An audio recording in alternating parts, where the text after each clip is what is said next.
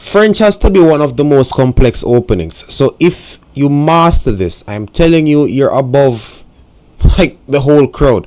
Everybody is just trying their best to learn like tricks and traps. If you sit down, learn how to play chess properly, and actually get the fundamentals right, I'm telling you, your ELO will skyrocket just like it did for me. Alright, so we're playing against a 23-39, and I'll be explaining my thoughts throughout the whole game. Now, this guy played e4, so I'm going to take on a special request where somebody asked me to play the French defense.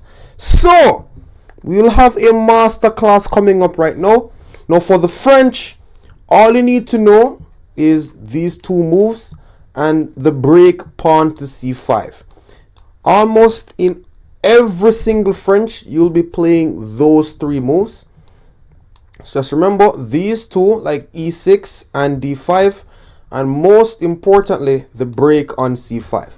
So, what is the French and why do people play this? Now, I do not recommend the French for beginners. It literally breaks almost every opening principle.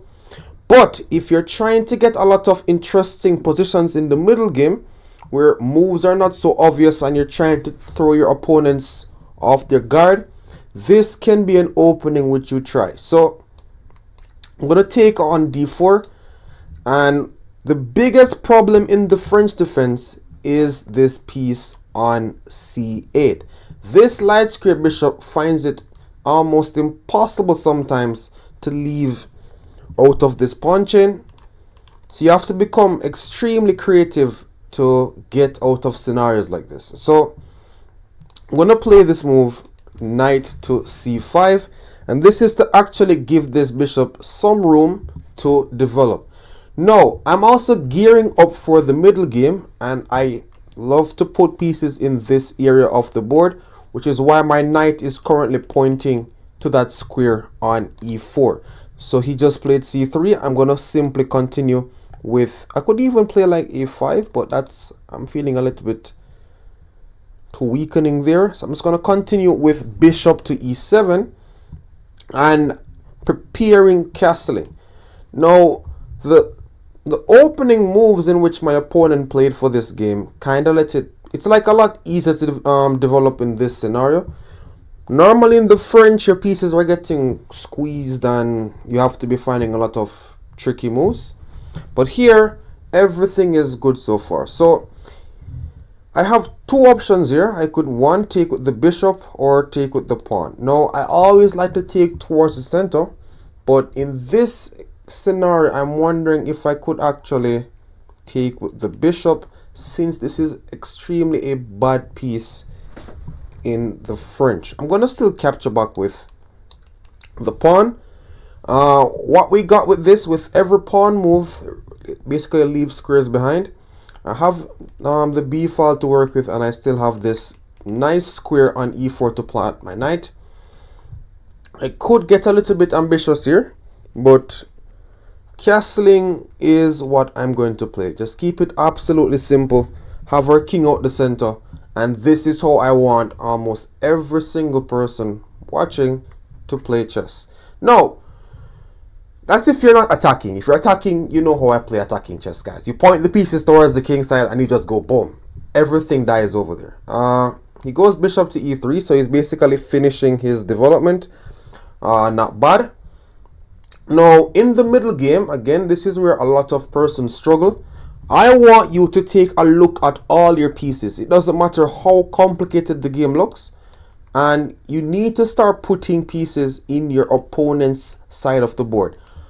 If you can't get them to your opponent's side of the board, what you look for is basically piece optimization. So any piece that is not doing work, you give it work. So like rook coming to b8, the queen stepping out of the line. This bishop could also look to get some thrust down the board. And you also look for your pawn breaks. If you can't activate pieces normally, you look for your pawn breaks to basically help with the rest. So he goes knight to d2, and I am looking at pawn to c5 currently, and I am going to go for this move. If he takes, I'm going to actually take on d4, and he's going to be losing a piece. So he has to be extremely careful.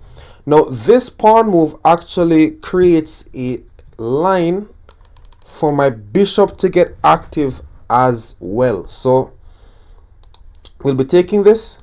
Realize that I'm actually using up my pieces to the best possible squares that I can find. If you want to meet one-on-one, you can check the link in my bio and just go straight to my website. I'm like, all right, my knight is active, my bishop is active. What other piece isn't really doing anything? Like my rook. I could play a rook to c8 right now. Everything must do work. Guys, can't get any simpler than what I'm saying right now. So I could even try to infiltrate with bishop to d3, and that's exactly what I'm going to play. You realize that I'm getting my pieces into that side of the board. I'm going to take on b3 and slide my bishop back to e4, and every single piece is going to play. I'm going to find a home for my rook. I'm going to find a home for this. Again, just get creative with this. So I'm going to now capture on d4, and this is to actually get my bishop to f5. So I have basically tried to remove a attacker off my king, plus getting my pieces to really decent squares. So bishop to f5 on the board, and rook. Okay, that's just a free pawn. Maybe he wants this pawn as a token after, but I mean, I've seen better. When somebody attacks, your first instinct must not be to run away. It could be to counterattack or try to actually again stay active in your opponent's side of the board. So I'm looking at h5. Let's say he takes. I go bishop here. I mean, it's gonna be winning an exchange, but I'm not impressed. I'm not impressed by it. Not impressed by it. I'm just gonna like backtrack a piece and look at bishop to f4 coming up. Sorry, h4 coming up. So he wants knight to b7 to actually get the d6 square if I move this. So I have to also be very careful of my opponent's threats as well, which is why I'm going to either one, put my rook on b8, or simply kick this piece away. So remember, see, I'm even looking out for my opponent's threats. It doesn't matter what stage of the game you're in.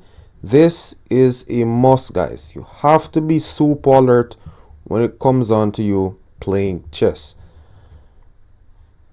Still gonna go here though.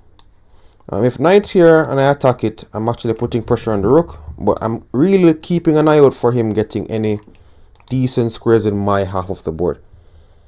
So maybe he's gonna go like rook here, and I need to find a way in which I could get some pieces towards that king side. I'm not seeing any way currently, which is why this position might be a little difficult to play.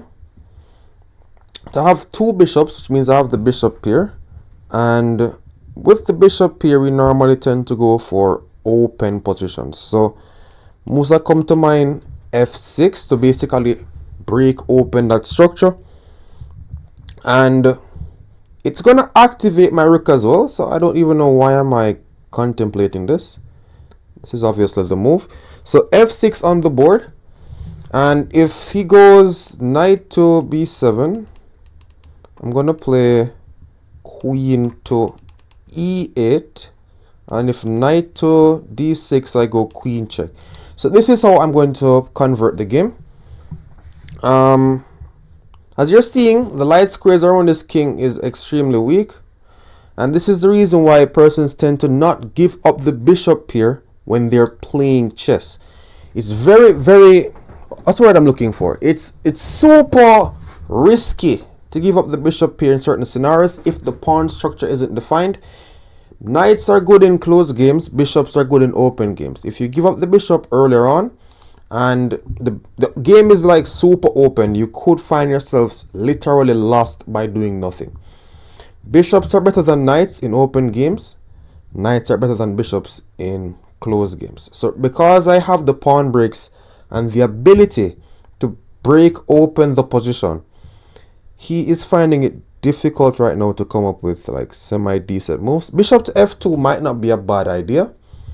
I'm still gonna take here. So he's basically like removing one of my bishops off the board. That's actually not bad, but it's not bad. It's not bad. I'm like replacing the bishop with a queen in his half of the board though, so he still has to be a little bit careful. And he actually goes pawn takes. I thought he would have made an intermezzo move, which is bishop takes h4 first, but he does this, and I'm wondering if I could actually get a little bit creative here. So I could take. I'm going to take it. All right. And then I'm going to play q to c7. If he goes queen takes, that is. And I'm going to try my best to put some pressure on the position and connect my rooks also. So this is going to be super, super dangerous for my opponent if he's not careful. And I also wanted to realize that in the middle game, even though it looks like a completely normal position, I managed to actually make pawn breaks and piece movements that helped the activity of my pieces. Guys, I made pawn moves and piece moves that helped the activity of my pieces. All right. So let's go here, and I'm now putting pressure on that e pawn, and I could be preparing some moves such as like bishop to, or I'm not preparing it, it's happening, bishop to g4, and this is the main move of what I was thinking about earlier. Literally, I'm putting pressure on a lot of white's pieces, so he might collapse if he's not careful. So with the fact that he has the weaker king, this might already be a winning position for the black pieces. Now here, I'm going to just recapture back with the rook. And his queen has to stay on the diagonal because the knight is under attack. So he goes queen here. Now he's attacking my bishop. Now, one thing I want you guys to take down is when somebody attacks you, your first instinct can't be to retreat, has to be to counter attack. So he has weaknesses around his king. He's attacking our bishop. Even though most persons here would move that bishop, what I am going to play instead is this move, queen to f7. And this is absolutely crushing. Queen to f7 is the move that is going to give us the victory. And his queen is unable to take on g4 simply because of queen to f2 check, winning the rook and the game, and it could even be falling into some checkmating ideas in that position. Also, I want you guys to take note that this is the reason why, again, bishops are worth more than knights. My bishop on g4 is getting a lot of access around the white king on those light squares. So a move such as bishop to h3 is even threatening checkmate as we speak. So I could even go for that. I'm also looking at queen to g6 to see if that gives me anything better. But one of these moves is absolutely crushing. So either bishop to h3 or queen to g6. This is actually super interesting to pick. And I'm going to go with bishop to h3. It's because my time is a little bit low. I'm unable to actually calculate this 100% through. But he can't do anything weird. If he goes queen to h4, then queen to f1 is a checkmate. So he goes here instead, and it is still checkmate because of queen to g6. If he goes knight block, which I think is the only move, I'm going to be up a piece and literally converting to win the game after. So guys, or he's even playing this out. So let's take it. Now, even though most persons would trade here, which is just bad. Oh, he even resigned. But don't trade if you're having an attack. The more pieces you have, the more likely the attack is going to work. Now, I hope you guys are taking notes for this video. Thanks again for watching, and subscribe for more videos like this. Take care.